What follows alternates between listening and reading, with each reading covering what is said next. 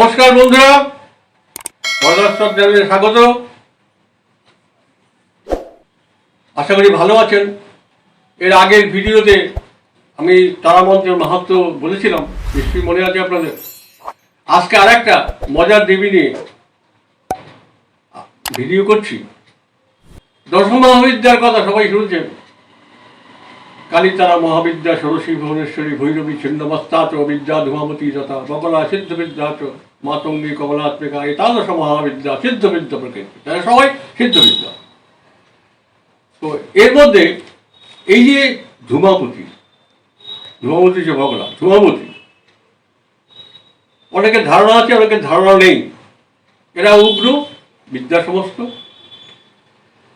এবং আজকেই অদ্ভুত একটা কাহিনী এর পিছনে লুকিয়ে আছে ধূমাবতীর মধ্যে।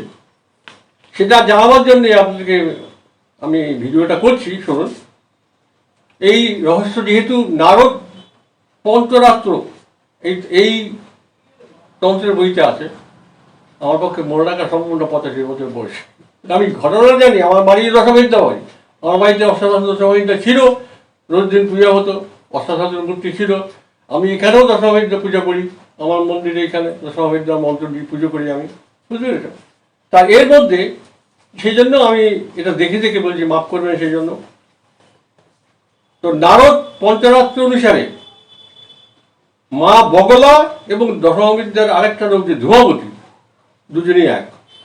কিন্তু নারদ পঞ্চরাত্র বলছে, বগলা ধূমাবতী এক, দুইটা মূর্তি। ধূমাবতী অথবা বগলামুখীর দুটোই রূপ। বলতে পেরেছেন? দুজনই এক, দুটো রূপ আর তফাৎ। এই নারদ পঞ্চরাত্র তন্ত্রেই ধূমাবতীর যে উৎপত্তি কাহিনী পাওয়া যায়, সেটাই আমাদের বলে শোনান, বুঝলেন? ভারী সুন্দর। কি করে এই ধূমাবতীর উৎপত্তি হলো, বুঝলেন? নারদ পঞ্চরাত্রের এটা আছে 13 অধ্যায় আছে, 13 নম্বর চ্যাপ্টারে 13 অধ্যায় আছে। একদিন কৈলাসে গিরিজা মানে পার্বতী গিরিজা শিবকে একদিনকে বলেন, আমি ক্ষুধায় অত্যন্ত পীড়িত, আমাকে খেতে দাও। স্বামীকে বলছে খেতে দাও। শিব বলল, একটু সময় অপেক্ষা করো, দিচ্ছি। তো খানিকক্ষণ পরে আবার দেবী শিবকে বলছে, আহার প্রার্থনা করছে, করি দাও, আমার খাবার দাও। শিব তখনও তাকে আরেকটু অপেক্ষা করতে বলেছেন, বুঝলেন? আপনি তো যারা নারীকুল তারা নিশ্চয়ই বোঝেন, আপনার স্বামীর সঙ্গে যদি এরকম করেন তাহলে আপনি স্বামীকে কি করবেন, বুঝতে পেরেছেন? খিদে চলে যাচ্ছেন, স্বামীকে বলছে একটু দাঁড়াও, তখন কিরকম রাগ হবে আপনার, বুঝুন এরকম। মাও খেপে যাচ্ছে খুব। কিন্তু দেবী আর ক্ষুধা সহ্য করতে পারছেন না। বললেন, জগৎপতি আমাকে ভক্ষ দাও, আমি আর দেরি করতে পারছি না। এই বলে স্বামীকে ধরে মুখে করে নিয়ে হাওয়া, বুঝুন, শিবকেই মুখে করে দিয়েছে। আপনার মতো মুখ না, চামুন্ডার মতো মুখ ভাবুন, ওটা কোনো ব্যাপার না। শিব তো একটা মানুষের মধ্যে যারা ধরে মুখে করে দিয়েছে, যা দিয়েছে পুড়ে।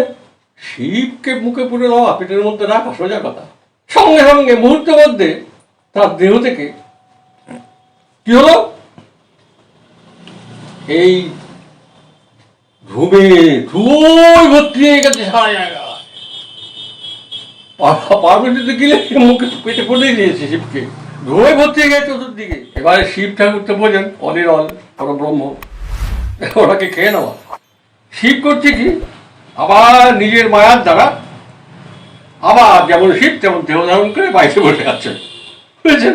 বাইরে বসে আছে, বসে দেবীকে বলছেন, ভদ্রে জ্ঞান চক্ষে চেয়ে দেখো, আমি ছাড়া পুরুষ নেই, আর তুমি ছাড়া নারীও নেই। আমরা শাস্ত্রে এটাই জানি, পুরুষ হয়ে গেলাম সর্বম, পুরুষ একজনই আর নারীও একজনই, ব্রহ্মশক্তি, তাই তো? ওটাই শিব ঠাকুর বলছে, জ্ঞান চক্ষে চেয়ে দেখো যে আমি ছাড়া পুরুষ নেই আর তুমি ছাড়া নারী নেই, ঠিক আছে? কিন্তু তুমি নিজের পতিকে ভক্ষণ করেছো, খেয়ে নিয়েছো, কাজেই তুমি তো বিধবা হয়ে গেছো। স্বামী আদাকে তো বিধবা হয়ে গেছো, তুমি নিজে খেয়ে নিয়েছো তো, তাই তুমি বিধবা হয়ে গেছো। অতএব তোমার শাখা সিঁদুর ত্যাগ করো। বন্ধুরা, আমি একটু এখানে সময় নেব। বর্তমানকালের মায়েরা ভুলেই গেছে। এই দেখুন, কোথায় নারদ পঞ্চরাত্র, তার মধ্যে এয়তির লক্ষণ শাখা সিঁদুর আছে আপনার? আছে? যদি না থাকে লোকের কথা শুনবেন না, নিজের ভালো মন্দ ভাববেন না, কাল থেকেই ব্যবহার শুরু করে দিন, বুঝেছেন? এই দেখুন, শিব ওইটাই বলছে, তুমি শাখা সিঁদুর ত্যাগ করো। ওগো পতিব্রতা, শতবার এইসব চিহ্ন তুমি ত্যাগ করো। তার মধ্যে প্রধান দুটি শাখা সিঁদুর বলে দিল। তোমার এই যে পরামূর্তি, এটাই বগলামুখী নামে বিখ্যাত হবে। আর তোমার শরীর ধূমে ব্যাপ্ত হওয়ার জন্য, যেহেতু তোমার চারিপাশে ধোঁয়ার মধ্যে বসে আছে, ব্যপ্ত হওয়ার জন্য তোমাকে ধূমাবতী বলা হবে। আর তোমার এই দুই পরামূর্তি সিদ্ধবিদ্যা নামে খ্যাত হবে, সিদ্ধবিদ্যা নামে খ্যাত হবে। এটা শিব বললেন। এই হচ্ছে ধূমাবতীর উৎপত্তি কাহিনী। আশা করি বন্ধুরা আপনারা শুনলেন, জানলেন, আমার ভালো লাগলো, আমারও ভালো লাগছে। আর এয়তির লক্ষণ, শতবার লক্ষণ, সেটাও আমি বলে দিলাম।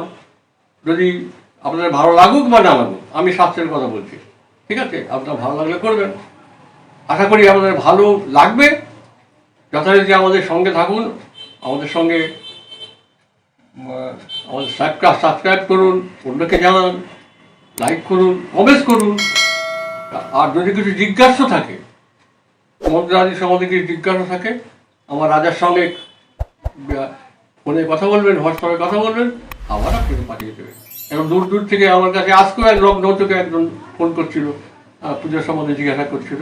সে রাজা ওকে বলে দিন, হোয়াটসঅ্যাপে ছবি তুলে আমরা প্রোগ্রাম করে দেখিয়ে দেবো। সেরকম আপনারা করতে পারেন। তবে আপনারা যদি এটা করতে পারেন, এই মন্ত্রের শক্তিতে বিশ্বাস রেখে, বর্তমান যুগে মন্ত্রটা একটা বিজ্ঞান, কারণ সাউন্ডের এনার্জি, সন্দেহ নেই। আপনারা বোঝেন শব্দ করলে কি হয় না হয়, বুঝতেই পারছেন। চতুর্দিকে শব্দের কি ফল, বুঝতে পারছেন তো? সাউন্ডের এনার্জি। অতএব এই শুদ্ধ মন্ত্রগুলো জপ করলে তাতে একটা প্রভাব হবে মানুষের মধ্যে, এটা একদম বৈজ্ঞানিক সত্য কথা। অতএব আপনারা যদি নিজের উন্নতি চান, নিজের শারীরিক, মানসিক, বৌদ্ধিক, আর্থিক উন্নতি চান, তাহলে অবশ্যই এই একটা রাস্তা, প্রচন্ড একটা শক্তিশালী রাস্তা। সবার কাছে যার ভালো লাগবে ভালো থাকুন। পুজোর আগে সবাইকে অভিনন্দন, নমস্কার।